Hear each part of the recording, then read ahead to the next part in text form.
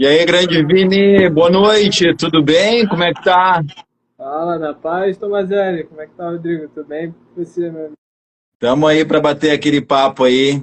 Chama a galera para participar. Já falei para algumas pessoas poderem entrar também aí, se tiverem dúvidas para perguntar, para a gente discorrer sobre os assuntos que interessam o mundo da corrida, os maratonistas, não somente os maratonistas, né? Todo mundo que tem alguma dúvida sobre alguma coisa que envolve a corrida.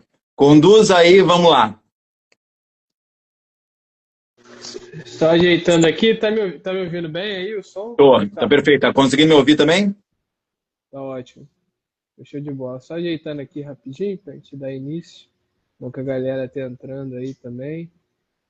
Cara, quero te agradecer aí, antes de tudo, ter aceitado trocar essa ideia, fazer parte aí das nossas séries de lives que a gente vem fazendo com treinadores, atletas, sempre com o objetivo aí de agregar na construção de um corredor, né? A gente acredita que vai muito além de somente correr, sair para correr, e que ser corredor tem várias áreas que agregam além da corrida, né? Conhecimento, tanto o aspecto da saúde, nutrição, treinamento, psicologia, enfim, qualquer coisa que forme a pessoa como sujeito, né? Então essa filosofia que a gente acredita muito. Queria te agradecer por ter aceitado e seja muito bem-vindo aí também.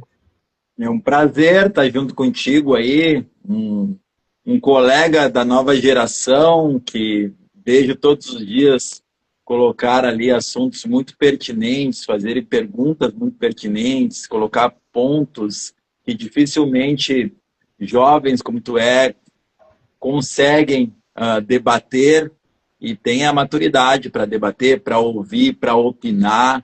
Isso é muito importante. E então um colega que eu já admiro, que tenho certeza que terá um futuro brilhante pela frente. É só continuar por esse caminho e sempre que precisar de mim, eu vou estar aqui disposto para trocar ideia e para um ajudar o outro.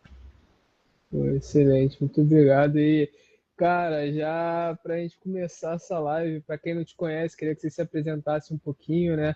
Porque, assim, falou de maratona, falou de companhia de cavalo, uma das maiores aí do Brasil, então acho que você é um cara que tá aí na correria, no trabalho, no treinamento há muitos anos e vai ser muito agregador essa conversa, né? Se apresenta aí para a galera que não te conhece, Rodrigo.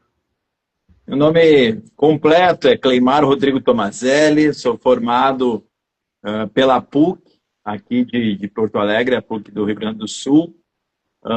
Tenho duas especializações, uma em treinamento de alto nível pela Universidade Federal do Paraná, outra com o Guilherme, através do Guilherme, da pós que ele lançou, de fisiologia e treinamento para endurance. Tenho uma larga experiência de quase 2 décadas na nossa área, especificamente sobre corrida, e aprendi muito com muitos mestres. Um deles é o Guilherme, que é o responsável pela nossa comunidade de Agostinho, e de antemão já convido aos profissionais da área a participarem, não apenas os profissionais de educação física, mas outros profissionais como fisioterapeutas, nutricionistas, a gente também tem lá, e agregam muito valor, e sabe muito bem disso, né, Vini? A gente está sempre aprendendo. O Sim. Murilo, fenômeno da nutrição, está com a gente lá, nos ensina demais. Profissionais que atuam mais voltado para o treinamento de força também. Então, só para dar eu acho que o Guilherme merece essa propaganda, porque o que ele faz pela turma é incrível. E era um cara fora de série. Eu me especializei mais em provas de longa distância por ser um corredor de longa distância. Eu comecei a correr antes da faculdade e comecei a correr já fazendo provas de longa distância. Antes de correr uma maratona, eu já corri uma ultramaratona, que é os 50 quilômetros de Rio Grande. Quem conhece essa prova, fica é uma cidade portuária do sul do estado do Rio Grande do Sul, bem no sul lá, já indo para o Chuí, na fronteira com o Uruguai. E é uma prova que acontece alargada na Praia do Cassino, a maior praia do mundo, né, em extensão. Ela Uhum. vai para o centro da cidade, faz uma volta pelo porto e volta pelo outro lado para completar os 50 quilômetros. Os últimos 8 quilômetros é na areia, mais ou menos, 7 quilômetros mais ou menos é na areia.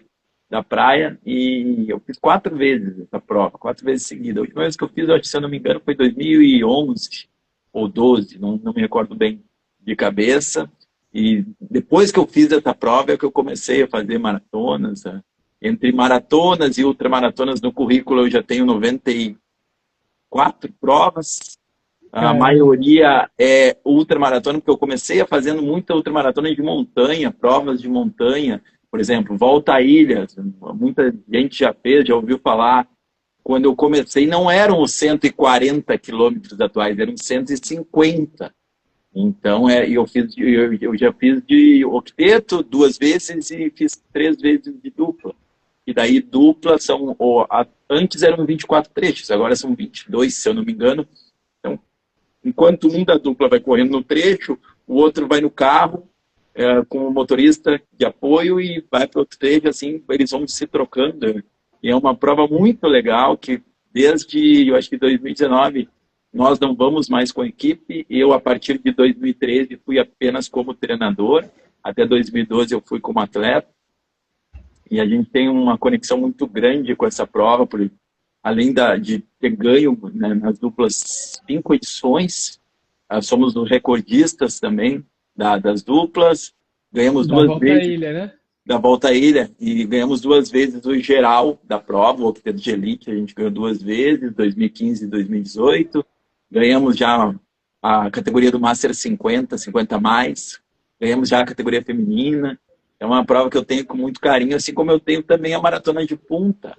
A Maratona de Punta a gente ganhou em 8 oportunidades no naipe masculino e o ano passado a gente ganhou o naipe feminino pela primeira vez. Eu tive o prazer de puxar a Simone Cid, que é a nossa atleta. Durante até deu uma polêmica, muita gente sabe dessa polêmica aí, mas ficou para trás. O que a gente tem que guardar são as coisas boas e a gente tem uma larga história desde 2013, ganhando a prova consecutivamente 2013, 14, 15, 16, 17, 18, 19. Mas só uma curiosidade, essas vitórias, você já era treinador desses atletas? Só de um que eu não era, que é o Serginho. O resto, tudo eu participei ativamente. 2013, o Matheus ganhou, o Matheus Trindade, de Curitiba, que também depois foi o nosso treinador lá, quando a gente tinha a Companhia dos Cavalos, também fisicamente em Curitiba. O Matheus é um atleta que ganhou depois a Maratona de Porto Alegre, foi o nosso primeiro título, digamos assim, de realmente relevância, porque a Maratona de Punta del Este, tudo bem, ele ganhou 2013, 2014, mas é uma prova pequena, que a premiação é baixa, vai poucos atletas de maior nível técnico, porém a Maratona de Porto Alegre é uma maratona de muita relevância no cenário nacional, e a gente teve essa oportunidade de ganhar, e ganhar na nossa casa, onde estavam todos os nossos alunos, amigos meus assistindo. Então foi uma prova muito emocionante. Especial demais, né? E muito especial ganhar em casa. Então, como foi o primeiro grande título, sem dúvida nenhuma, um dos 3 momentos que eu guardo com muito carinho da minha profissão, da maior felicidade do mundo, e ver o Matheus liderar a prova de ponta a ponta e sair do pelotão no quilômetro 32 e abrir 2 minutos. E o vice-campeão também era foi meu atleta. Era treinado por mim na época, o grande Julião, que depois ganhou 3 vezes a Maratona de Punta. O Julião era corredor de 800 e 1.500 metros. E daí ele treinava na BMF junto com o Marilson, por exemplo, a equipe que o Adalto era treinador também, que era pela Bolsa de Valores que patrocinava, né? A Nike apoiava tudo. Daí o Julião depois foi correr longas distâncias, treinou uma época com outro treinador e depois veio me procurar e a gente construiu um trabalho. Os dois, nessa prova de 2015, bateram os seus recordes pessoais. O Matheus ganhou com 2:19:25, o Julião fez 2:21:20. Então a gente fez, além do campeão, a gente fez também a dobradinha nessa prova, por isso que foi ainda mais marcante. E o Julião ainda terminou a prova e desmaiou. Desmaiou no meu colo, basicamente. Eu peguei ele veio, desmaiou, a gente levou ele para a maca, mas depois acordou, deu tudo bem, baixou um pouquinho a pressão, foi ao limite, que é a característica dos atletas da Companhia dos Cavalos. Então, só para continuar a minha história, e para resumir um pouquinho, eu fundei a a Companhia dos Cavalos em 2011. Ainda eu estava em formação, não estava formado na faculdade, mas 2 amigos meus já estavam e eles me convidaram para... Eu era estagiário numa academia, num grupo de corrida. Eles me convidaram para formar a equipe, eu já tinha experiência técnica, eu sempre estudei, gostei de corrida, fazendo curso. Ele falou que eu falei, eu não tenho como fazer, eu não sou formado. E não, a gente assina, a gente é formado assim, a gente traz alunos e tu fica responsável por fazer os treinos, porque tu já manja, já entende, é da área, a gente trabalha mais com treinamento de força. Aí eles, tá, beleza, eu aceitei, a gente começou, daí 6 meses um resolveu sair, que não participava efetivamente, 1 ano depois da fundação, o outro também falou, Rodrigo, quer saber, assim, tu é a cara da equipe, tu que faz tudo, eu nem participo, o outro era o Rodrigo também, o Rodrigo Morales já saiu, então, tudo certo, fica aí, toca o barco e eu vou continuar dando treino de personal na academia, e daí acabou ficando só eu. E depois, obviamente, a equipe foi crescendo, eu tive a necessidade de contratar outros profissionais, não só outros treinadores, mas também financeiro, a pessoa que hoje é meu braço direito também com marketing, com relacionamento com os parceiros, com o Instagram, que não sou eu que conduzo no Instagram da Companhia dos Cavalos. Então, aí criamos um leque aí para poder atender da melhor forma possível o público. E daí, obviamente, foi fazendo cursos, fiz cursos com Adalto, outros com os treinadores também, de renome nacional, e comecei a estudar cada vez mais. E o Matheus, que eu citei, que foi o campeão da Maratona de Fundo 2013, 14 e da Maratona de Porto Alegre 2015, ele me desafiou muito, porque eu já peguei ele como um atleta de alto nível. Quando ele começou a treinar comigo, ele tinha já maratona para 2h22, 2h22. E aí, obviamente, eu tive que moldar tudo que eu sabia, adequar para um atleta de alto nível, me testar também, testar muita coisa que eu estava aprendendo nele. Isso que eu ia falar. Então, assim, o Matheus foi o meu laboratório vivo, laboratório ali. Tipo assim, eu não poderia ter muita margem de erro, porque um atleta, é como a Fórmula 1, tá? Um atleta de elite, eu comparo uma Fórmula 1. Um atleta iniciante, qualquer coisa que o profissional faça, se ele se mexer, ele melhora. Se ele perder 100 gramas, ele vai melhorar já. Não precisa muita coisa. Um atleta iniciante, qualquer movimentação, ele já vai estar evoluindo. Agora, para um atleta de elite que já está no limite do limite, para evoluir alguns segundos numa maratona, é muito difícil. Tem que ir tipo, no fio da meada. E quando tu vai no fio, tu tá no limbo ali entre a melhor performance possível e a lesão.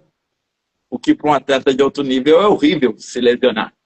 Porque ele precisa também estar atuando, porque ele é o ganha-pão dele. Ele precisa estar ganhando premiações. Geralmente, não, a maioria não tem patrocínios. Então, assim, a gente lida. Eu era mais jovem, menos experiente na época. A gente está falando de mais de 10 anos atrás. Então, o Matheus, eu digo que me ajudou demais. Eu aprendi muito com o Matheus e agradeço muito a ele, Matheus Trindade, um amigão que hoje não treina mais, virou guarda municipal lá em Fazenda Rio Grande, grande Curitiba, mas foi um atleta excepcional, 1h05 na meia, depois melhorou o tempo dele, fez 2h18 na Maratona de Frankfurt, quando a gente foi, eu fiz uma rifa para bancar a ida dele para Frankfurt, bancar na altitude lá, o treinamento, e a galera ajudou. Eu lembro que em 4 dias a gente arrecadou na época quase 15 mil reais, e esse dinheiro foi suficiente para bancar 35 dias dele em Cochabamba, na altitude, e depois a ida para Frankfurt, e ele fez lá 2h2,51, que na época era o índice, 2h19 era o índice, ele fez o índice para a Maratona do Rio, a Maratona de Frankfurt foi em outubro de 2015, e ele fez o índice, só que como eram só 3, e até hoje, só 3 representantes por país, ele ficou com o 9º melhor tempo, apesar de ter o índice, e daí ficou de fora, mas a gente tem isso também no currículo. Teve um atleta na Companhia dos Cavalos que conseguiu o índice olímpico mesmo não se classificando entre os melhores que teriam direito. E Teve o Julião também, que conquistou o tricampeonato, é o maior ganhador da Maratona de Punta, ganhou 16, 17 e 19, 19 já com 42 anos, fazendo 2 horas e 24. Então, tem o Alisson também, que também foi professor, treinador da Companhia dos Cavalos, e eu ajudei também no aspecto de treinamento. Então, tem muita coisa na história. A gente tem o Saquete, a gente tem o Saquete, que começou comigo lá em 2014, querendo fazer a sua primeira maratona para 13,9, daí eu digo, não tem como, então, cara, do jeito que tu é, já está pronto para o sub-13. Ele fez 2,53, foi melhorando, hoje foi o melhor brasileiro em Nova York em 2022 com 2,32, foi o melhor brasileiro ano passado em Berlim com 2,28,05, batendo recorde pessoal. Está muito bem treinado agora para fazer Amsterdã e para tentar baixar esse tempo de Berlim. Ele é um atleta amador, ele é policial rodoviário federal, então, assim, trabalha normalmente e é um atleta, digamos, um amador semi-profissional, um amador que trabalha e se dedica ao treinamento como profissional, só não tem o descanso adequado, mas ele se dedica demais e não é qualquer atleta também, né? Amador que chega num nível desse e fazer uma maratona sub 2 horas e 30. Tem o Carlos Eduardo Weber, o nosso alemão, que também é dentista amador, mas ganhou a Maratona de Punta del Este 2023 com 2,28,52, com um percurso bem difícil, sinuoso, correndo sozinho o tempo todo. No quilômetro 26 chegou a estar 5 minutos atrás do Pierres, que é um atleta muito forte, que tem 2,19. Só que o Pierres quebrou na prova, e acontece, desidratou, passou alguns postos sem pegar água. E do 26 ao 42, o alemão conseguiu tirar esses 5 minutos e passou pelo Impierres a 50 metros da linha de chegada. Foi magnífico. Hoje, inclusive, o Impierres botou o vídeo, porque o Impierres foi campeão da Maratona de Punta agora domingo, 2 anos depois. E ele botou a tristeza que foi em 2023 de liderar por 42.150 metros e perder nos últimos 50. E botou o vídeo que ele ganhou, que ele continuou, que ele não desistiu. Eu comentei lá. É um cara fenomenal e é colega de profissão também, é treinador. Eu falei que eu fiquei muito feliz em 2023 por nós, mas eu fiquei triste por ti porque eu sabia que tu não merecia aquilo. Além de ser um baita atleta, em termos de comparação em termos técnicos, obviamente ele era muito mais forte que o alemão, mas maratona é isso. Nem sempre o mais forte que tem tempos melhores ganha. A maratona é diferente. Por exemplo, vamos pegar uma prova de 5 mil. Dificilmente um atleta que tem 14 minutos, quase impossível, um atleta que tem 14 minutos perder para um que tem 15 nos 5 mil. Estou falando de 1 minuto de diferença.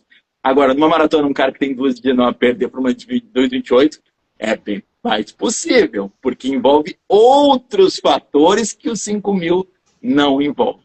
Tá bom, eu tô falando demais, vai ali, conduz aí pra gente dar continuidade. Não, mas tu falou perfeitamente, já até entra um pouco no próprio tema, cara. E assim, eu acho que a live vai ser pesada porque, cara, tem muito caso, teve muito atleta e teve muitos casos específicos relacionados à maratona. E assim, eu queria que você aproveitasse, pegasse o gancho e falasse um pouquinho quais são as características de sucesso que você vê nessas pessoas que fazem maratona e nesses atletas que você já passaram na sua mão e que tiveram excelentes resultados, ou seja, pessoais ou até os títulos, né? O que você vê como característica deles para eles se formarem esses atletas, né? A principal característica de um atleta de alto rendimento, seja ele amador ou profissional, é o aspecto mental. Eu não tenho a menor dúvida disso. Porque vai existir vários momentos durante a preparação, durante o treinamento, que é muito mais difícil e complicado do que a prova, que está tudo ali pronto. E, cara, não vai dar vontade de treinar, não vai estar acordando bem, principalmente os atletas amadores que têm que conviver com estresse de trabalho. Muitos têm filhos pequenos, e filhos pequenos demanda muita coisa, demanda muito tempo. Esposa e mulher, marido, é a mesma coisa, estou só invertendo. Então, um atleta amador e de alto nível, ele tem que ter muita disciplina, querer demais, tem que ter um mental muito forte para muitas vezes treinar quando ele não quer. porque tem muitas vezes que a gente não quer treinar, nem sempre tá tudo bem, ou na verdade, na maioria das vezes não tá tudo bem, e a gente tem que passar por cima disso para ir treinar. A questão climática, quem mora em regiões quentes, como é o caso do Rio de Janeiro aí, ou no Nordeste, Cuiabá nem se fala, porque Cuiabá, além de ser quente, a umidade é muito baixa. Isso é terrível. Manaus, então tu passar por isso, às vezes não tem como tu treinar num horário mais adequado, com que o clima vai estar mais ameno, tu tem que enfrentar o calor, senão tu não treina. Também tem um aspecto de, às vezes, tu lidar com algumas pessoas que querem te puxar para o outro lado, né? Porque, às vezes, nem sempre tu convive só com as pessoas que são do mesmo meio, que treinam. Convive com outras pessoas também, que querem curtir no final do dia, tomar um chopinho. Estou falando da questão do trabalho mesmo, o que é normal, o que é natural. E às vezes essas pessoas que tu convive não correm ou não fazem outro tipo de esporte e não entendem isso. E para te conseguir driblar isso é muito difícil. Não é tão simples assim. Tá pensando com a cabeça de um atleta profissional, é claro, o cara faz aquilo, é o trabalho dele, tudo bem. Mas um atleta amador conseguir contornar e muitas vezes abdicar de, por exemplo, ir num aniversário ou num encontro com alguém da própria empresa, sei lá, qualquer evento, numa sexta-feira, para poder acordar cedo e nisso não atrapalhar o longo dele no sábado ou no domingo. Então, passar por cima disso é muito difícil. Porque, cara, o resto, tá, tudo bem, VO2 máximo, cada um tem um limite e isso é um pouco genético, sabe disso. A questão de limiar, tudo a gente consegue trabalhar, aumentar, graduar, mas o aspecto mental é muito individual. Eu não consigo interferir, o treinador não consegue interferir nisso, isso nasce com a pessoa e é da pessoa. É óbvio, se ela está num meio onde todo mundo é muito forte e está dando exemplo, é mais fácil dela aprender e aderir àquilo. O meio faz a pessoa. A gente se constrói num meio. Então, mas muitas vezes, ou a maioria vezes, não está nesse meio. Mesmo as pessoas que correm, a maioria não tem essa cabeça tão forte assim. Se alguém puxar um pouquinho para baixo, ela vai. É difícil, sabe? Não, eu vou dizer uma característica própria. Isso para mim é muito tranquilo, porque eu nasci num meio onde eu me criei que o mais forte tem que ser forte, senão vai ficar para trás. Então, se vier uma ou duas, ou 10, ou 30 pessoas me puxar para baixo, eu digo, negão, pode ir para lá. Eu estou aqui, eu vou ficar no meu caminho. Mas eu não posso me basear por mim. Até porque eu sou treinador e eu tenho que entender que eu convivo com muitas pessoas diferentes. E se eu me basear por mim, eu vou ficar sozinho, porque eu tenho que compreender que pouquíssimas pessoas são como eu sou. Fácil, mais ou menos. Tu conseguiu compreender o que eu estou falando? Sim, exatamente a questão do ambiente, moldar um pouco do comportamento dos atletas e assim, por mais que ela esteja na assessoria com você, ela está 1, 2 horas do dia dela e as outras 21, 22 é no trabalho com diversas pessoas que não vão compreender, às vezes, qual é o objetivo principal daquela pessoa, o porquê realmente que ela está perdendo tempo fazendo aquilo, né? E não é de maldade, a pessoa não consegue ver com mesmos olhos o valor que a pessoa atribui àquilo ali. E eu ia até comentar essa relação da renúncia, né? Porque por mais que tenha que renunciar a várias coisas, sei lá, dieta, saída, mas para cada pessoa tem um peso diferente, né? Então isso é o jogo, né, da mentalidade que, pô, para mim a renúncia às vezes da alimentação vai ser fator 10. Para o outro, cara, isso aí besteira. Para ele é só deixar de ir no pagode com a filha. Questão, na verdade, Vinícius, de prioridade, né? O que é prioritário para mim? Para mim, pessoalmente, a corrida é prioritária sempre. Porque eu amo correr, eu amo treinar, eu amo fazer o que eu faço. Então, eu estou trabalhando com aquilo que eu gosto pra caramba. Então, qualquer coisa que eu tenha que renunciar pela corrida, para mim é tranquilo. Mas eu não posso pensar com a minha cabeça para os outros, porque eu sei que para os outros, na grande maioria das vezes, não vai ser assim. O treinador precisa compreender isso. Primeiro, um treinador que não corre, ele não é um treinador completo. Eu sempre digo, um treinador, ele não precisa ser um atleta de alto nível. Não, não precisa. Se ele for, beleza, porque ele vai ter uma experiência a mais para passar. Mas ele precisa correr. Não importa o pace, não importa a distância. Obviamente, quanto mais ele tiver experiência dentro do esporte, mais fácil vai ser para absorver a teoria. Porque a união da teoria e da prática é a melhor coisa do mundo para um treinador. Ele saber o que acontece realmente no próprio corpo. Eu costumo sempre testar em mim aquilo que eu aprendo antes de passar para os atletas, com raríssimas exceções. Porque se dá certo em mim, é mais fácil e eu consigo até adaptar de uma melhor forma para os demais. E aí ir testando, baseado até na experiência de cada um, e assimilando. Ah, beleza, não deu assim, vamos tirar isso aqui, botar aquilo. Individualizar da melhor forma possível, e é o que grande parte dos treinadores pecam. Ao quererem trabalhar menos, eles fazem tudo em grupo. É muito mais fácil para um treinador, menos trabalhoso, digamos assim, pegar 100 alunos e dividir em 5 grupos de 20. Provavelmente vai demorar 10 vezes menos tempo para programar todos os treinos. Agora, tu pegar 100 atletas, individualizar um a um, dá um trabalho danado, mas dá uma satisfação imensa em ver a satisfação deles que o treino esteja realmente prescrito para cada um deles. E eu acho que foi para isso que eu estudei, e eu acho que é para isso que a maioria dos profissionais que trabalham na nossa área estudam. Não para ter menos trabalho, sim para fazer um trabalho melhor.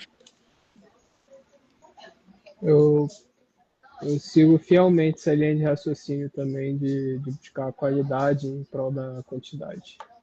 E, Rodrigo, pensando na preparação dos seus atletas de maratona, obviamente hoje a gente vê muito aquela questão do longo ser o treino mais importante, ou quando chegar no longo de 36, de 28, dependendo do nível técnico do atleta, mas eu queria que você comentasse um pouquinho quais são os treinos que você acha chave que não podem faltar numa preparação de maratona para aquele atleta que quer realmente bater o seu personal, como você fala, personal recorde mundial. Recorde mundial pessoal, que é o melhor tempo teu na história. É o recorde mundial pessoal, independente de onde for. É o teu melhor tempo. É até para valorizar o teu tempo. Pô, a galera treina tanto para rebater o seu recorde. É o recorde mundial dele, é o recorde mundial pessoal. Então é por isso que eu chamo assim. Mas, Pini, respondendo a tua pergunta, na verdade, todos os treinos são importantes. O primeiro aspecto de todos os treinos serem importantes é justamente o fator mental. Porque tu não vai chegar no longo, tu não vai fazer o longo se tu não começar a colocar na tua rotina que todos os treinos devem ser feitos. Porque no momento que tu falta um treino, tu tem muito maior probabilidade de faltar o segundo e de tu chegar no longo, quem sabe nem completar, ou talvez nem ir. Então, ter a disciplina de treinar todos os treinos como está prescrito pelo treinador, é fundamental para construir todo o processo, toda a preparação durante, beleza, estou treinando para o meu primeiro 10 quilômetros, onde o meu maior longo durante o ciclo vai ser 8. Para chegar naqueles 8, para depois poder fazer a prova de 10, primeiro vamos começar que tu nunca correu, que é um aluno iniciante, como acontece de pegar às vezes, que corre meia volta na pista e não consegue correr mais continuamente, mais do que 200 metros. Fazer toda uma preparação minuciosa do corre, caminha, diminuindo aos poucos o tempo da caminhada, aumentando aos poucos o tempo de corrida, até que ele consiga fazer pela primeira vez 3 quilômetros sem caminhar. Cara, isso aí, para quem nunca correu, para quem não tem o hábito do esporte, é difícil. Sim. Muitas vezes é muito mais difícil do que a primeira maratona. Porque o cara não tem, porque no maratonista, ele já tem o hábito da corrida. Ele tem que treinar tanto até chegar àquela, construir aquela maratona, que ele já tem aquele hábito. Para ele é mais fácil. Agora, a pessoa que nunca correu, que muitas vezes era até fumante, tinha os hábitos que não combinam com a corrida, se desviciar daquilo para começar esse novo processo, sendo que ela fatalmente tem amigos que continuaram naqueles hábitos anteriores e estão tentando puxar ela de volta, é bem difícil. Então, assim, na minha opinião, não tem treino mais importante do que o outro. Todos são importantes. Obviamente, se a gente for falar em especificidade para fazer longas distâncias, não precisa nem ser maratona, uma meia maratona mesmo, treinos longos são fundamentais para o melhor rendimento possível, para muitas vezes evitar até que o atleta caminhe durante o percurso. Estou falando nem da melhor performance possível, mas treinos longos, principalmente em baixa intensidade, levam a alguns fatores fundamentais, como densidade, aumento da densidade mitocondrial, que está muito bem, aumento dos capilares. Então, isso vai construindo um corredor de longa distância. Mas eu prefiro dizer que não existe um treino mais importante que o outro. E eu acho que esse tipo de pensamento é muito bom, porque a pessoa consegue olhar para a planilha e não só tipo, eu tenho que dar o melhor nesse treino. Então, todos os treinos, eles vêm fazendo a construção do corredor. Exato, porque senão não teria todos os treinos ali. Se todos os treinos não fossem importantes, algum não estaria ali. Não tem importância. Porque se tu encarar com esse pensamento, digo, tá, beleza, aquele é importante. Tá, então se eu faltar esses, não tem problema. E tem, tu sabe que tem. Sim, exatamente, né? Então, tem uma hierarquia e tem um raciocínio lógico para a pessoa seguir e conseguir dar o melhor dela em cada treino, né? Cada treino na ordem está sendo feita ali para que ela consiga estar buscando o melhor dela dentro daquele treino. Não que aquele treino tenha menos valor ou mais valor, é só para compor. Não, e é importante também a disciplina do atleta, né? Porque muitas vezes o treinador fala e o atleta quer mostrar mais, quer se superar, quer se desafiar. Existem momentos certos para isso. E um treinador realmente competente, ele vai saber os momentos certos de desafiar o seu atleta. Não apenas em provas, em treinos também. Mas isso aí tem que ser prescrito.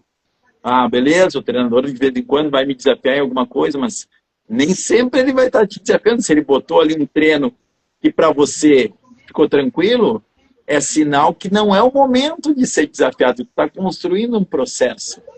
Então, aquele, por exemplo, vai fazer um exemplo clássico, que tem muitos treinadores que colocam 6 intervalados de 1.000 metros.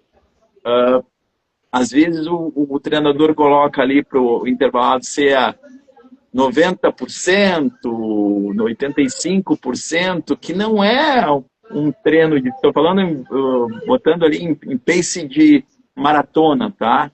Que não é um treino nem tão difícil. É para ser um intervalado aí que o atleta não sofra. Para a galera que está aí leiga entender melhor. E eles querem vão fazer, tá 10 segundos, tô muito bem, tô 10, 15 segundos, mas eles não se dão conta que tudo é uma continuidade. E esse treino de hoje foi pensado para não gerar um estresse, porque ali na frente vai ter vários treinos que vão se suceder, e se tu se estressar nesse treino, naquele treino tu vai estar mais estressado, tu não vai conseguir render em um acúmulo, de repente, para tua piora de performance e uma proximidade até de uma lesão, por causa de não respeitar aquilo que foi prescrito. Então, eu costumo dizer para os atletas, respeitem aquilo que está prescrito, porque se está prescrito, tem um porquê. Nada é à toa. Tudo é baseado principalmente em objetivos. E o objetivo, geralmente, é do atleta. Então, se o atleta foi procurar o treinador, disse o objetivo dele, e confia no treinador, porque se eu tenho um treinador é porque eu confio nele. Você não tem por que estar com aquele treinador. faz aquilo, respeita, porque normalmente vai dar certo. Às vezes dá errado, faz parte do jogo. Às vezes não dá certo, às vezes acontece alguma lesão, outros fatores, mas normalmente é para dar certo. Então, se você quer ter maior probabilidade de dar certo, faça aquilo que está prescrito. Nem mais, nem menos. Mas, às vezes é melhor fazer menos do que fazer mais. Ser conservador, né? E aproveitando o gancho também, e quais são os maiores erros que você já presenciou dos atletas que acabam nesse ciclo de maratona acometendo? É o de fazer a mais, é o de tentar, às vezes, fazer o seu treino e ainda fazer o treino do colega. Eu falo isso com meia culpa, tá? Porque no início da minha carreira eu era assim, cara. Eu ia, às vezes, para a pista fazer o meu treino, eu treinava lá atrás, ainda quando não era formado, eu estava no início da faculdade, tinha um treinador que é amigo meu, agora ele até deixou a profissão. Então, eu aprendi muito com ele. Daniel Bagatini, está lá em Portugal, trabalhando como administrador. E ele brigava comigo, porque eu fazia o meu treino e ficava e acompanhava os outros ainda, puxava os outros nos treinos intervalados dos outros. Então, esse é o principal erro, porque vai acumulando fadiga e fatalmente ali na frente vai ter que perder treino se não quiser se machucar ou fazer menos do que deveria fazer por causa de um excesso no treino. Então, não fazer a mais. Não conversar ou conversar muito pouco com o seu treinador, também um erro que eu acho grave, porque Feedback, muitas né? vezes, por exemplo, a maioria usa aplicativo, tá? Para mandar treinos, treinadores. Tem vários aí, Training treinos, outros. Muitas das vezes, números não nos dizem muita coisa. Aliar os números com o feedback, com o retorno do aluno, dizendo como é que ele está se sentindo, às vezes não precisa nem ser tão preciso, fazer isso em todos os treinos, mas pelo menos um feedback semanal para dar um apanhado geral. Estou assim, estou assado, estou me sentindo assim nesse treino mais específico aqui. Achei muito, muito, muito legal, porque eu me senti, consegui render bem. Não, fiquei muito cansado, fiquei destruído. Às vezes não é esse o objetivo do treinador. Às vezes até é, mas muitas vezes não. Então, conversar, trocar ideia, quem sabe, nessa semana eu iniciei, não estou legal, estou estressado, meu trabalho, em casa, não estou bem. Para o treinador modificar o planejamento, adaptar o planejamento baseado no momento do atleta. Eu acho isso fundamental, porque muitas vezes a gente planifica tudo pensando, exemplo, na Maratona de Berlim. A gente planificou lá no início do ano para chegar da melhor forma possível em setembro, final de setembro em Berlim. Mas durante o processo não vai ser tudo perfeito como a gente imaginou. Esquece, não vai ser. Tem 0% de chance de ser tudo perfeito. Falando especificamente em atletas amadores. Atletas de alto nível têm um percentual mais de chance, mas amadores que têm vida profissional, familiar, outros aspectos social, tudo em volta que ele tem que também dar conta, várias semanas a gente vai ter que ter jogo de cintura para readaptar, trocar ideia. Não, essa semana tá, beleza, essa semana seria uma semana de choque, onde tinha que tocar uma porrada no corpo, mas não vai dar certo, porque se a gente fizer isso, vai dar errado, vai ficar à beira do abismo, vai correr sério risco de se machucar, vai ficar cansado ao extremo de levar muito mais tempo para se recuperar. Não tem como fazer isso. E a gente o treinador só vai saber isso se tiver esse retorno, esse feedback, essa conversa, seja ela online ou pessoalmente. Eu acho fundamental e um dos grandes erros, e vários alunos meus cometem esse erro, e eu puxo a orelha e parece que tem medo, e não deve. O treinador, ninguém deve ter medo do treinador, independente do que você for falar. Fale, converse, porque é A gente se experiência amarra, né, para cara? orientar. Se amarra na questão do feedback, da troca, da conversa, até entender o momento que a pessoa está passando. Eu acho que isso é a coisa mais rica que a gente tem, que nenhuma inteligência artificial vai poder Não, substituir. isso jamais a inteligência artificial vai conseguir substituir, Vinícius. Ela pode calcular, fazer o que ela quiser, entender de VO2, de limiar, de todos os fatores. mas não vai conseguir fazer esse trabalho individual com cada atleta, de conversar. De repente o cara está precisando de um apoio, está com um problemão. Não é nem para treinar, tipo, cara, tu tá tão ruim assim de cabeça que qualquer treino que tu faça, independente da intensidade, vai te estressar e só vai te fazer mal. Tipo assim, cara, vamos conversar aqui, tá? Fica de boa hoje, sempre vamos ficar uma semana off para te se acalmar um pouco, relaxar, e depois a gente continua. Porque isso também faz parte, né? O treinador também é amigo. E o treinador tem que saber a hora de ser amigo. Top, top. É isso, não deixem de dar feedbacks, porque faz muita importância além de bater o pace que foi pedido do treino. E, Rodrigo, eu queria falar sobre a sua atleta que você comentou até no início, que foi campeã da última maratona, que você também acabou fazendo pace para ela. Eu queria que você comentasse um pouquinho da jornada dela, quais foram os maiores desafios que ela teve, se teve algum desafio assim dentro dessa preparação e como vocês juntos solucionaram esse problema, contornaram, como é que para atingir aquele sucesso lá na maratona. A Simone, ela entrou na equipe logo após a Maratona de Porto Alegre de 2023, onde a gente foi pacer, colocamos os pacers, eu fui pacer do pelotão sub 3 horas e 30, que ela estava, e ela já era amiga de alunos nossos, e alguns treinos longos que a gente tem no sábado, na orla, ia junto, fazia. Ela foi no pelotão, se eu não me engano, ela tinha 13:40 e algo na maratona, que ela tinha feito a primeira. Essa foi a segunda, ela fez 3:26:50, alguma coisa mais ou menos por aí. E daí ela resolveu entrar na equipe. Gostou, adorou, não tinha treinador, aí resolveu entrar na equipe. Aí eu coloquei na época, ela não para treinar comigo, ela com outro profissional. E logo em seguida saiu. Deu 4 meses, eu acho, depois ele saiu. E aí ela passou a treinar comigo. Eu assumi grande parte desses atletas que treinavam com ele. E aí a gente começou a fazer um trabalho de evolução. Ela acabou correndo depois a primeira edição da New Balance 42K Porto Alegre, em abril de 2024. E ela fez aí 3:13:50, 3:13:40.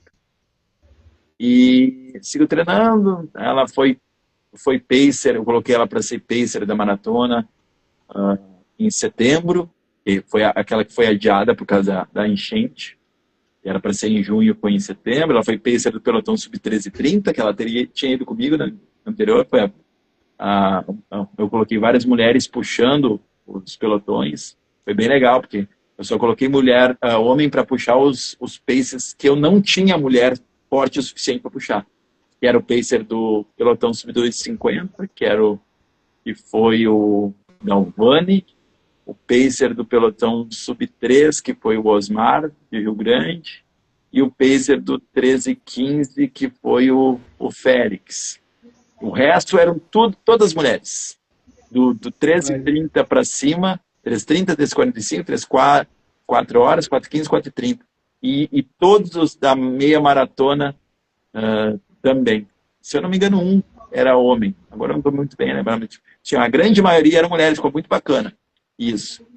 E aí depois ela correu a próxima prova da Simone, aí foi punta.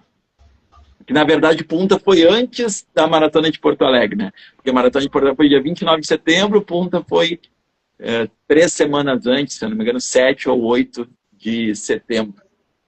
Então eu não tinha falado que eu ia puxar ela, porque eu sou muito amigo do dono da prova lá de punta, por todo o relacionamento que a gente tem. Eu vou na prova de punta desde a primeira edição, 2008, que era em Maldonado, que não é onde é a largada hoje, que hoje é na península ali, e era mais afastada. E daí eu sempre falo, vou correr, não vou, ele me dá a inscrição. Eu falei, Roberto, vou ir, me inscreve na maratona, eu vou puxar uma atleta, mas não me coloca na lista de inscritos, porque é surpresa. Eu não quero que ela saiba, não quero que ninguém saiba, não quero que tu vai correr para desconfiar de alguma coisa. Daí, na hora da largada, eu cheguei do lado dela e falei, hoje a gente vai juntos. E tinha outro atleta também que tinha condições de pódio. Então eu falei, tu vai no visual, porque tu também tem chance de pódio. Aí ela liderou de ponta a ponta a prova e a gente chegou a, tipo, ela fez 3:06 e 5.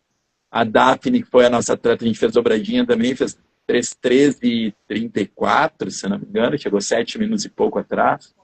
E já a terceira colocada ficou 5 minutos atrás da Daphne.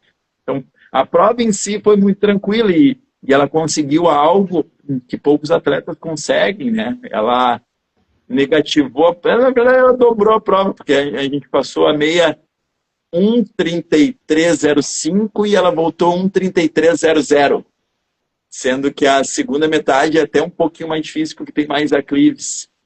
Então, assim, foi uma prova muito bem conduzida. Eu acho que eu ajudei um pouco ela também por puxar o ritmo certo, tá ali. E a gente foi com um pelotãozinho, o marido dela, mais alguns alunos ali, 2 alunos até perto do quilômetro 32, talvez, 30. E depois a galera foi ficando aos pouquinhos, né? Tinha mais atletas junto que a gente não conhecia. E a partir do quilômetro 37 a gente foi só eu e ela. Aí ela chegou com só, foi muito legal, porque eu tinha esse sonho de também, como o ponto era muito especial para nossa equipe, por toda a história, eu tinha esse sonho de ter uma campeã feminina também da equipe, além dos 8 títulos masculinos. Então ela vem com essa evolução, daí ela quis fazer esse ano a maratona de Porto Alegre, foi agora em junho. Antes eu coloquei ela para ser pacer novamente do pelotão Sub-13:30 na segunda edição da New Balance. Ela conduziu muito, muito legal a condução dela, que ela foi... ela está aqui, foi um dia incrível, acabou de comentar aí. Beijo, Simone! Ela conduziu o pacer certinho para 3 horas e 29 minutos. Reloginho. Todo mundo que foi com ela foi muito bem. E daí a gente foi para Porto Alegre, ela já estava muito bem preparada, saiu arriscando, ela não fez basicamente o que eu disse, mas ela arriscou, faz parte. Algumas vezes o atleta tem que arriscar. Ela passou a meia para 1:30 e alguma coisa. Na verdade, ela foi a melhor meia da vida dela, foi dentro da maratona de Porto Alegre. E daí terminou em 3 horas e 4, baixando quase 2 minutos do tempo de ponta. Então, assim, valeu a pena. Isso que o final da prova desse ano de Porto Alegre foi bem difícil, porque tinha um vento bem forte nos últimos 8 quilômetros, que é quando vinha do mercado em direção à Zona Sul, que é a chegada. Então, pegou vento forte naqueles últimos quilômetros. Aí ela teve força o suficiente para segurar o sofrimento ali e ainda fazer o recorde mundial pessoal dela. Mas agora a gente está trabalhando aos pouquinhos, vai fazer Buenos Aires no outro domingo, né? Sem ser esse domingo, no outro, dia 21. Ela vai para Buenos Aires, vamos ver o que sai lá. É uma prova bem legal, que eu já tive a oportunidade de correr 4 vezes. 2011, foi o meu primeiro sub-3, Buenos Aires 2011, 2:59:31. Aí depois eu fui 2014, 2017, acho que 2022, que daí eu bati meu recorde pessoal lá com 2:43:47. E depois eu fui 2023, mas eu já não corri. 2023 eu só fui apoiar a galera de bike lá. Tava muito bacana. Tenho muito boas recordações também de Buenos Aires. E ela vai para Buenos Aires agora, daqui a torno de 10 dias, para ver o que a gente consegue lá também, junto com muitos alunos. Então já deixo meu boa prova e tô na torcida aí.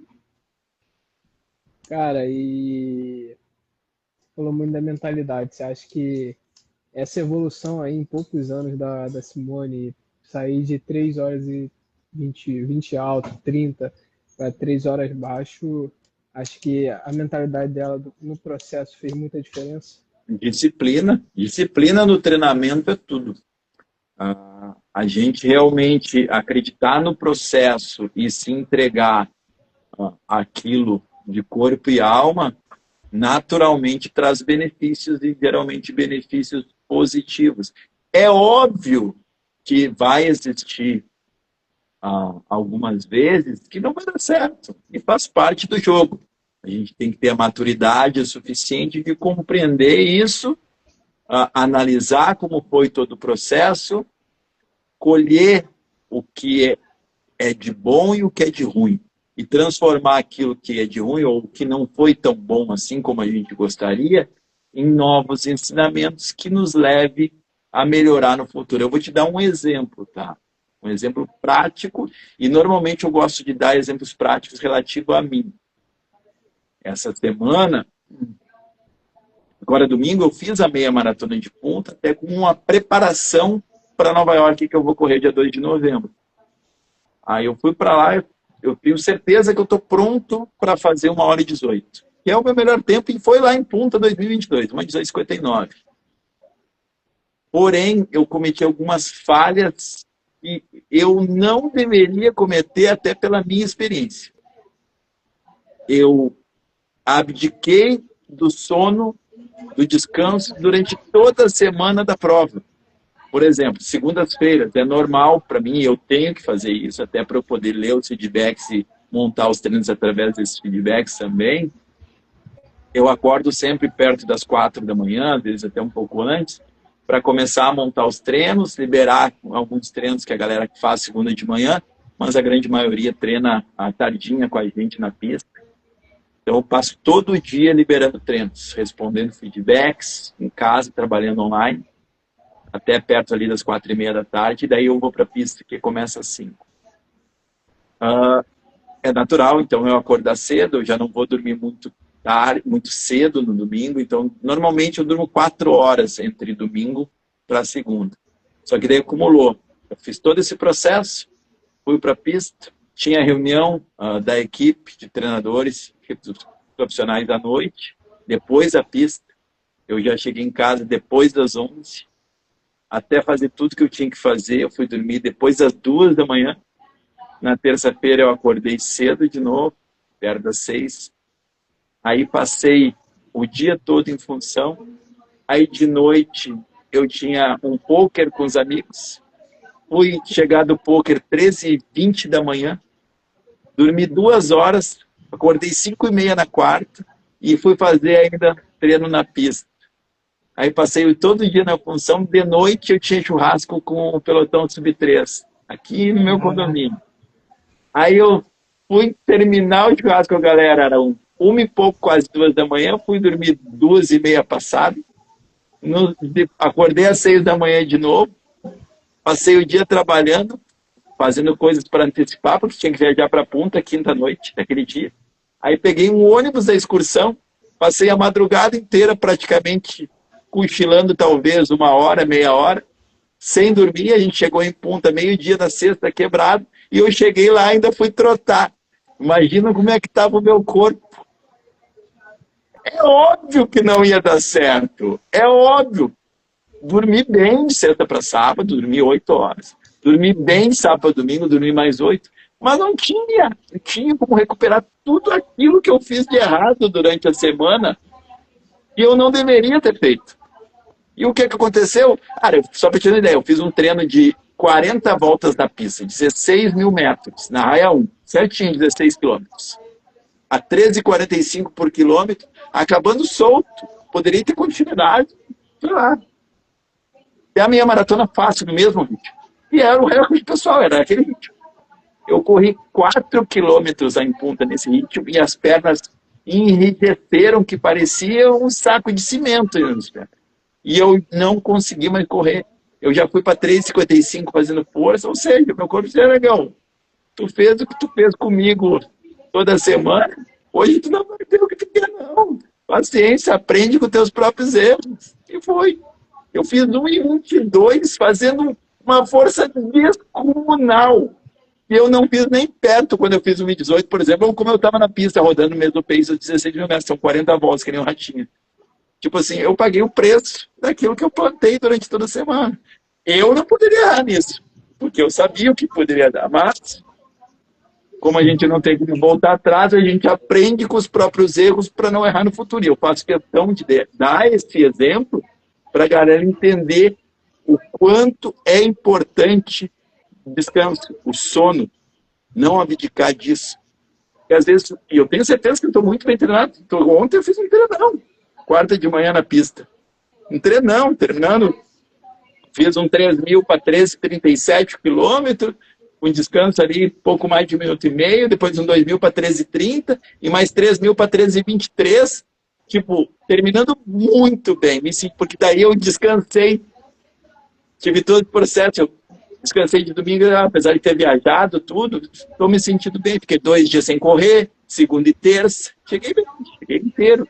Então, o descanso é fundamental. Às vezes você está muito bem preparado, mas erra ali na questão do polimento, de querer fazer a mais, de não dormir o que deveria ter dormido. Minha variabilidade da frequência cardíaca, pela primeira vez, depois de muito tempo, estava dando desequilibrada no relógio, desde quarta-feira. E mesmo eu dormindo 2 noites muito bem, lá em Punta, antes da prova, ficou desequilibrado. Vai ser difícil dar certo. É só para dar um exemplo aí prático para a galera poder entender isso também. Não, e o sono é muito negligenciado, né? Ainda mais essa fase do polimento chegando para maratona, que os treinos reduzem muito, que você fica, pô, sobrando demais energia e tu começa a coceirinha, né, de não conseguir ficar quieto, querendo treinar e tudo mais. Então, é um fato importante, você não negligenciar a semana, porque achar que fazer tudo certo um dia antes vai ser suficiente, né, Rodrigo? Não tem como recuperar. Isso eu te garanto. No momento que tu perde algo, ainda mais, se é pontual, um dia é uma coisa. Agora, ter essa sequência que nem eu fiz, de 4 dias seguidos, ainda mais enfrentando uma viagem assim, de ônibus, que é cansativa de mais de 12 horas, o pênalti vai ser cobrado, não tenha dúvida. E, Rodrigo, para a gente também finalizando, você poderia falar um pouquinho sobre a terceira edição aí da New Balance, o que a gente pode esperar aí desse grande evento, que você puder comentar aí um pouquinho. Eu vou estar aí, Vini, eu vou conhecer vocês, hein? eu vou te esperar, nós vamos estar recebendo não só a ti, como vários outros parceiros aí. A gente vai ter com a gente já confirmado em torno de 40 assessorias esportivas espalhadas de todo o Brasil. Cara, de confirmar que vão vir galera de Santa Catarina, Curitiba, eu tenho muitos amigos da assessoria, vão vir. São Paulo vão vir vários também, Minas, Rio também aí, BH, Espírito Santo, Fortaleza, o Rosman lá vai estar com a gente, galera de Recife, Manaus, Brasília. Meu Deus do céu, vai ter muita assessoria, vai ser muito, eu gosto muito de receber os amigos, é muito legal a troca, a energia da galera, todo mundo com a gente ali, até de antemão agradeço a Suporte Fisioterapia, nossa parceira, a parceira mais antiga da Companhia dos Cavalos, que está com a gente desde o primeiro dia de Companhia dos Cavalos, sou amigo pessoal desde 2008, desde 3 anos antes de fundar a Companhia dos Cavalos, do Fabrício e do Matheus. E além de amigos, são profissionais fantásticos, sempre nos apoiam. Então, colocam lá uma equipe de quase 30 fisioterapeutas para trabalhar com a gente, para dar um jeito na carcaça da galera que chega destruída das provas, para cuidar dos atletas. Também aos alunos da Companhia dos Cavalos que se disponibilizam voluntariamente a ficarem de staff lá no guarda-volumes, a toda a equipe de profissionais, que é muito valorosa da Companhia dos Cavalos, dos treinadores, a equipe, não somente a equipe técnica também, porque tem mais coisa aí, o Léo, a Cacá, muita gente que nos ajuda, a Mariana, minha namorada, que está sempre apoiando. Cara, a galera é incrível, é muito, muito legal ter tanto esse apoio. Eu costumo dizer que o Rodrigo sozinho não é ninguém. O Rodrigo sozinho não faria 1% disso. Uma Não. curiosidade rápida, Rodrigão, de onde saiu esse nome? Que a força de vocês é assim, é invejável, assim, admirável, acho que essa palavra se encaixa melhor. ver como o grupo se fortalece e tem esse espírito mesmo de ser uma companhia de cavalo, dos cavalinhos se representam bastante, né?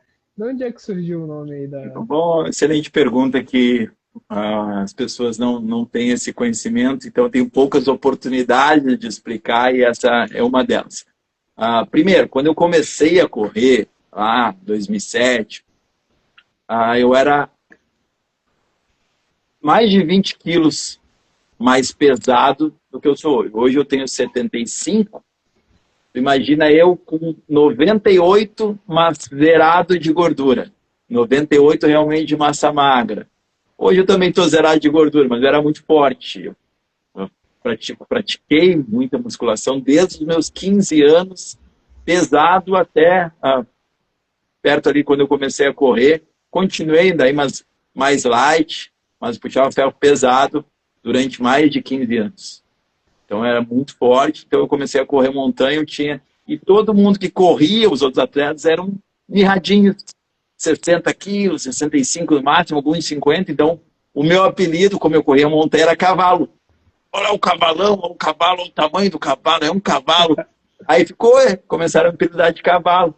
Aí beleza, aí foi lá, eu comecei a trabalhar corrida, no estádio, na academia. Aí quando esses meus amigos me convidaram para fundar a assessoria, eu digo, e qual o nome que nós vamos colocar? Aí todo mundo, vamos botar um nome em inglês, que é normal, que todo mundo coloca. Eu falei, cara, quero algo diferente. Eu não quero o meu nome pessoal envolvido, não quero, porque se eu resolver vender, não quiser continuar, não ficar meu nome aí. Eu acho que siglas também não é legal. Aí eu digo, mas cara, eu fiquei cavalo é legal.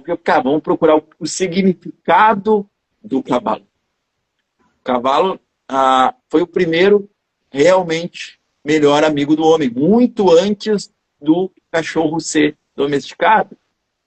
O cavalo, ele participava e ajudava ativamente nas batalhas, nas guerras, porque ele era o meio de transporte. Não existia carros na época.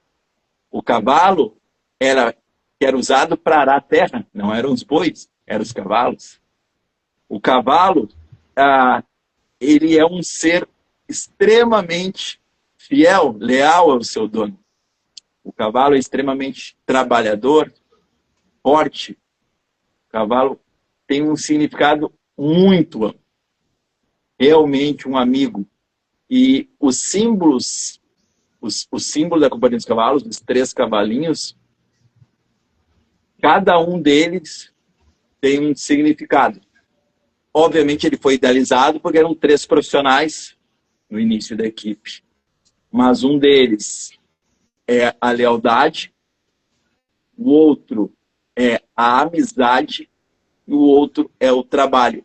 São os 3 valores da Companhia dos Cavalos. Lealdade, o ser leal ao outro, não é diferente de fiel. Ser leal, tu pode ser leal inclusive ao teu inimigo. Fiel, provavelmente tu não vai ser ao teu inimigo, mas leal sempre. Tu tem que ser amigo, procurar ser amigo do máximo possível de pessoas, porque é através disso que tu vai construir as coisas, sendo amigo, procurando entender. E ser trabalhador, porque só vai construir coisas boas na tua vida se tu realmente se dedicar ao máximo ao trabalho. Então, para te entender o significado de cada um dos 3 cavalinhos no peito, são esses, e é por isso que tem o nome. E aí, depois de procurar realmente e ter noção desse significado, da imponência do cavalo, eu digo, cara, mas não pode ser só cavalo. Tem que ter algo a mais. Tem que ter um coletivo. Coletivo, companhia. Companhia dos Cavalos. E aí eu fixei, era um nome forte, né? Fácil de fixar. Aí eu tinha, na época, um amigo meu que tinha uma loja de suplemento esportivo, Carlos Mânica, um grande amigo, as horas que eu não vejo ele. E ele me ajudava, como eu corria, me dava alguns géis, tudo. Aí eu falei pra ele, ele falou, pá, ele tava na época daquela música Eguinha Pocotó, lembra? Minha Eguinha Pocotó. E tava, Caraca. como, Companhia dos Cavalos? Tu imagina tuas alunas, vamos chamar lá, vai, Eguinha Pocotó. Eu digo, não, vão ser as cavalinhas. Eu vou chamar minhas alunas de cavalinhas. Meus cavalinhos e minhas cavalinhas. E ele, não, não vai dar certo, não vai dar. Eu digo, vai, eu vou te provar. Vamos fazer uma pesquisa. Vamos botar 10 nomes, eu vou botar 10 nomes comuns, em inglês, aí um monte de bobagem, que eu nem lembro dos outros nomes. E eu vou botar companhias, companhias dos cavalos no meio. E eu vou fazer essa pesquisa, vou para cá, passar um dia todo fazendo pesquisa. Aí fiz a pesquisa, deu 92% Companhia dos Cavalos. E eu falei, tá aqui, negão. Tá aprovado. Tu queria prova? Tá aprovado. Companhia dos Cavalos. E assim nasceu a assessoria, e é por isso o motivo do nome. Tá compreendido? Pô, olha essa força Se aí, eu né, te, cara? se eu te perguntar isso quando tu vier a Porto Alegre em julho do ano que vem, tu vai saber responder? Claro que vou lembrar, ué. Vou Então te, tá, te- vou te Pode perguntar na frente cobrar. das pessoas. Não quero ver tu responder, vou ver se tu é bom de memória. Fui ver um cara gigante subir uma montanha. Vai, cavalo! Claro que lembro, vou lembrar, pô, história forte. E assim, vai ser um prazer estar aí nessa conversa. Rodrigo, queria te agradecer aí pela troca, pela conversa. O papo foi maravilhoso, a hora voou. E assim, ver como a gente consegue aprender ou trazer muito mais insights além do que só um treino perfeito ou uma montagem de treino, mas valores que vão agregar muito mais a pessoa que está querendo se desenvolver na maratona e está querendo realmente ter ali a sua conquista de completar uma prova, de bater o seu recorde mundial pessoal. Então, assim, eu acho que quem assistiu vai conseguir incrementar muito na sua rotina e começar a curtir mais o processo, né, dos treinos, quando perceber que, cara, isso ali vai te forjar e vai te construir de uma forma que você só você sabe o quanto aquilo pode ter valor e o quanto tão longe aquela pessoa pode chegar e se tornar isso reverberar em quem está em volta, né? Perfeito. Um dos maiores orgulhos que eu tenho é poder ter participado e continuar participando ativamente da transformação de várias pessoas, e levando-as não só em conta o lado atlético, o lado de performance, sim o aspecto pessoal. Então, transformar cabeças que, quando começaram a treinar, duvidavam de tudo, e depois de algum tempo começam a ter segurança por ter participado de tudo isso, confiado mais nelas mesmas, poder fazer, ajudar nessa transformação de mentalidade. Para mim é o processo mais legal que tem, que mais me traz alegria, muito mais do que resultados, do que números em maratonas ou qualquer outra distância aí que eles queiram correr. Eu que te agradeço aí a oportunidade, valeu de coração, vou estar sempre aqui para compartilhar contigo algumas histórias, alguns momentos, trocar experiência. É um cara diferenciado que eu admiro, está começando muito bem na profissão. Siga por essa linha, siga sendo esse guri estudioso, sempre perguntando o porquê, cutucando ali, fazendo o grupo pensar. E, infelizmente, tu é uma exceção hoje em dia. Galera que está começando, e o Guilherme fala isso, e é verdade. Cara, eu tenho alguns alunos que são professores universitários. Infelizmente, o nível está decaindo na nossa educação, e não é só na educação física. Então, siga sendo esse cara diferenciado, porque, cara, tu vai colher tudo que tu está plantando, não tenho a menor dúvida. Conta comigo que daí vem, tá? Muito obrigado aí pelas palavras e que a gente possa, ano que vem, estar fazendo barulho aí na New Balance e que a gente possa marcar outra live também para falar outros temas que a corrida é sensacional e tem muita coisa para a gente abordar aí. E obrigado pelo apoio e carinho e com certeza quem assistir esse episódio vai aprender e vai levar muitas lições para casa, tá? E o Rodrigo também para te falar, depois vai estar lá no YouTube, no Spotify, para quem não assistiu, tiver gravado, vou te mandar para depois você divulgar para a galera, tá bom? Conta comigo, tamo junto sempre. Vou te esperar no final de semana do dia 12 de julho de 2026 para te dar um abraço pessoalmente. Obrigado, tá? Boa É isso noite para aí. ti e para todo mundo aí. Valeu, Rodrigão. Até a próxima. Abraço.